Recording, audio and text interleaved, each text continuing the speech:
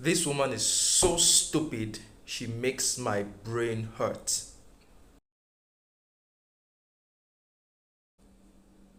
There definitely is a difference, right? But these are differences that can be celebrated or used to separate people. Noting differences does not implicitly make it a bad thing. When you are noticing differences, you can note them for good reasons. It's the same reason we notice different colors or we notice different flowers. Once there is a difference, once you note a difference which is actually there, then it's discrimination. You don't say it, you don't say any difference. There is no difference between this and that. There is no difference between a man and a woman. There's no difference between a child and an adult. And we're supposed to believe all this. What has happened to common sense? What has happened to logic? What has happened to truth? In a bid to be too careful as to not offend people, we have to lie. We have to look at things and say, no, this is not true. We have to look at my black skin and say, someone's making a reference to chocolate as regards my black skin is racist, is pejorative.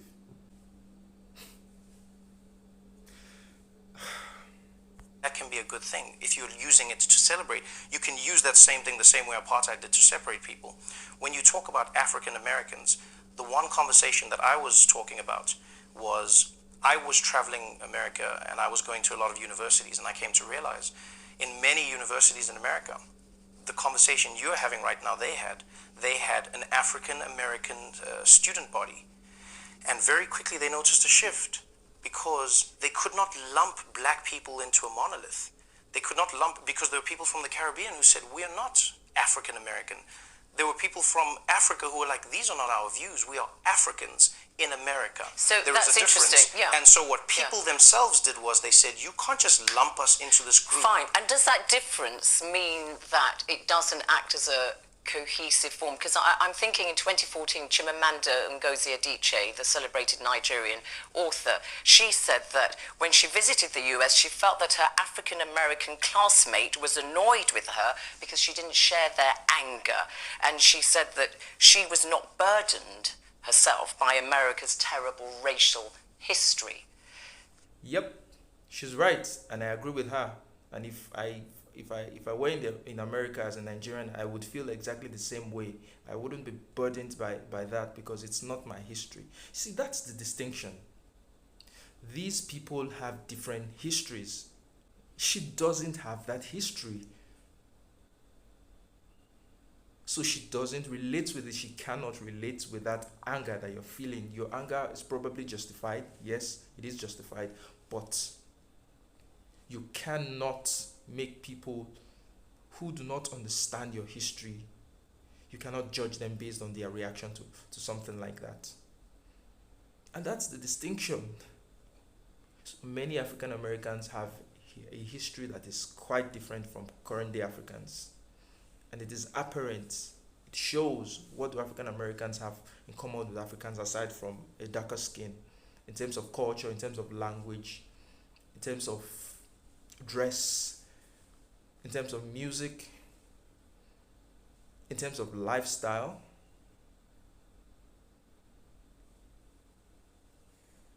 That difference, does it result in the African Americans who've arrived recently in the United States, such as yourself, acting differently or having a different psyche from the black Americans who are the descendants of slaves and have lived for many, many years, obviously, in the US? Well, I will say this. I will be careful to not... What is this idea of, everybody should be acting the same way. Everybody should be behaving the same way. Everybody should have the same feelings towards certain things. Everybody should have the same ideas towards certain things. Where's that nonsense coming from? Is that not reinforcing racialist ideas? It means that any white person from Europe who comes to America must align with white people in America, because after all, they're white people. They must align with white people exclusively. So any black person that comes from Africa must align with black people exclusively, and she doesn't see the demarcations and the divisions that kind of ideology is causing. Goodness. experience of every single person because I'm only myself and I can only experience the people that are around me. What I do know is this. In terms of our racial histories, South Africa and America are very similar. When I talk to a black American person, there are many stories that we share as human beings. There are many oppressions that we have experienced through our selective, oppressors. I think those are the things that many people can relate to across the board. So the thing is, there are differences in cultures, there are differences in ethnicities, there are differences in histories, and these things have to be acknowledged. As much as we can, we shouldn't acknowledge them for bad, or we shouldn't use these differences for division. You know, in my country, during my country's independence, two of our great national leaders were having a conversation, and one of them said, "Let's forget our differences," to which the other one replied, "No, let us understand our differences." Because if you do not understand your differences, what happens is that there are going to be clashes. If you want to sweep all differences under the carpet and say, "Oh, we're just going to live and be happy with each other," the realities of life are going to give you a reality check, because there's some things that this person, based on their unique experience and based on their unique history, that they are predisposed to doing that may not align with yours, that would become a source of tension because you have not addressed the fact that there are differences in the first place. So differences are not bad. Differences should be celebrated. Diversity is not bad. Diversity should be celebrated. But to take all forms of differences and diversity as a bad, as a sinister thing, that's dangerous actually. It is very dangerous, because you're going to cause more tensions, as can be seen between the African Americans and the Africans. Because the African Americans want the Africans to sympathize with them based on their history, but the Africans feel no such compulsion because they have not experienced such things. That is not their history. Why should it be their burdens, therefore, to take on the anger of someone else's history?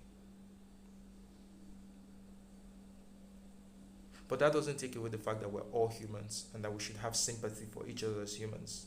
If you were to ask me to do that, yes, I wouldn't have any more sympathy because someone is a black person, and less sympathy because someone is a white person. No. I would have as much sympathy for a black as much as I would have for a white person, because we're all humans after all. And that is what's important. So guys, that's the video. Tell me what you think in the comment section below. Till next time, remain awesome.